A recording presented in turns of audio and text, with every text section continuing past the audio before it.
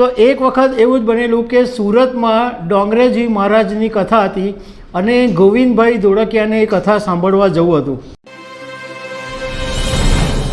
નમસ્કાર દર્શક મિત્રો, ભારતીય જનતા પાર્ટીએ ડાયમંડ કિંગ ગોવિંદભાઈ ધોળકિયાને ગુજરાતથી રાજ્યસભા સાંસદ તરીકે નોમિનેટ કર્યા અને ગોવિંદભાઈ ધોળકિયાની જિંદગી વિશે ઘણા બધા લોકો જાણે જ છે, પરંતુ આજે હું તમારી સાથે એવી કેટલીક વાતો શેર કરીશ કે જે ઘણા ઓછા લોકો જાણે છે.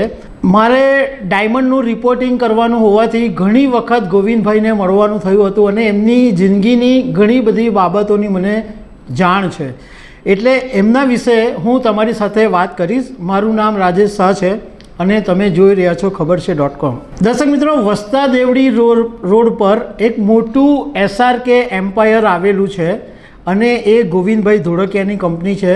એ કંપનીમાં જો તમે જાઓ તો એક શબ્દ પહેલાં સીધો નજરે પડે અને એમાં લખ્યું છે I am nothing but I can do anything. એટલે હું કંઈ જ નથી પરંતુ હું કંઈ પણ કરી શકું છું, એવો આ લાઈનનો અર્થ છે. અને ગોવિંદભાઈ ધોળકિયાએ આ શબ્દને ખરેખર એમની જિંદગીમાં ચરિતાર્થ કર્યો છે.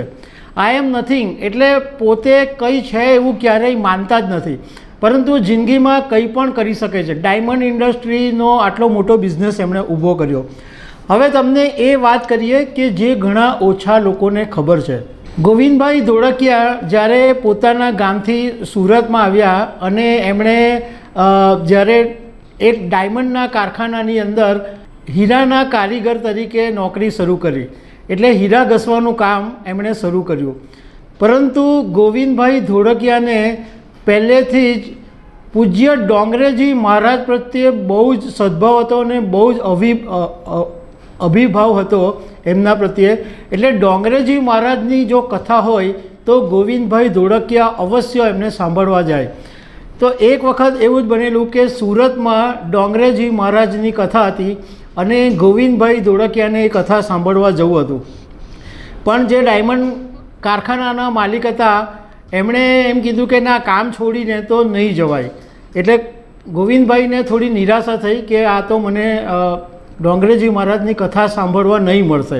એમણે માલિકને એવી વિનંતી કરી કે હું સવારે કથા સાંભળવા જઈશ અને મોડી રાત્રે બેસીને હું હીરા ઘસવાનું કામ કરીશ, તમારું કામ નહીં અટવાય એ મારી ગેરંટી.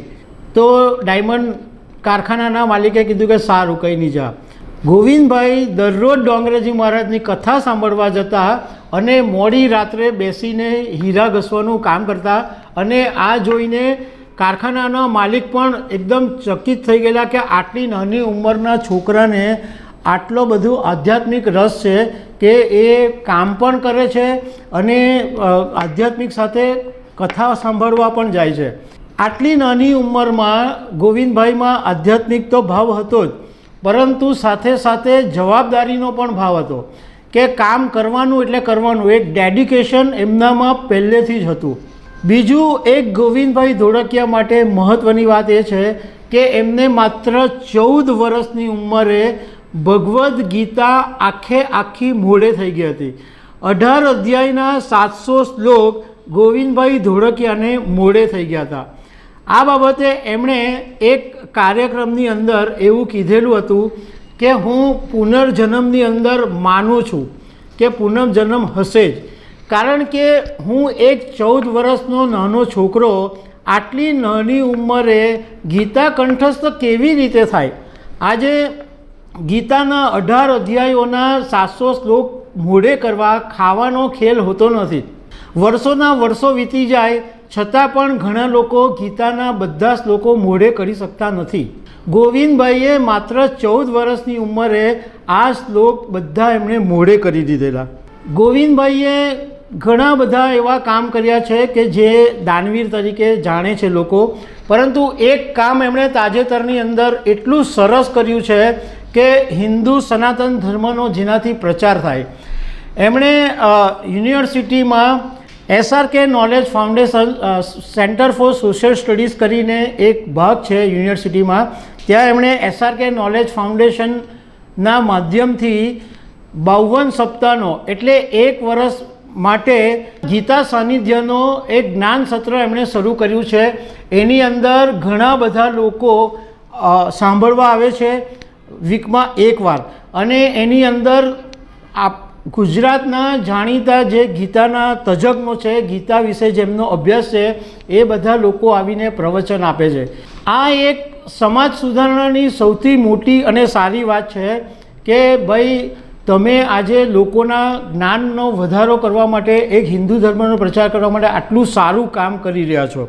બીજું એક ગોવિંદભાઈ માટે એ પણ બહુ જાણીતું છે કે જ્યારે 2008ની અંદર હીરા ઉદ્યોગની અંદર જબરજસ્ત મંદી આવેલી, અને એ મંદી એવી હતી કે વૈશ્વિક મંદી હતી અને મોટા મોટા ડાયમંડ ઉદ્યોગોને તોડી પાડેલા એટલી સખત મંદી આવેલી હતી.